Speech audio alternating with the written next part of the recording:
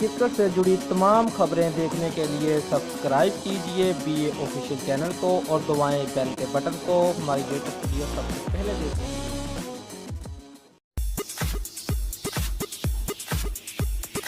سری لنکا کے خلاف دوسری اننگز میں اپنی وکٹ گنوانے کے بعد کپتان سرفراز احمد نے اہم اور مشکل موقع پر سویپ شاٹ کھیلنے سے توبہ کر لی ہے۔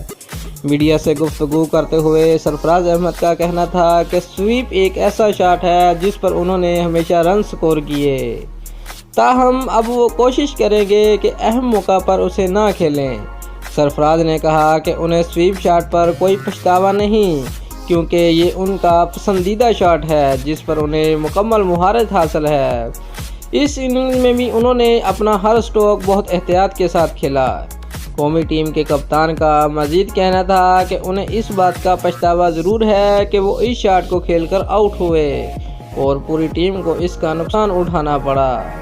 دوستو، اگر آپ کو ہماری ویڈیو پسند آئی ہے تو لائک اور شیئر لازمی کریں اور ہمارے چینل کو سبسکرائب کرنا مت بھولیے۔ شکریہ۔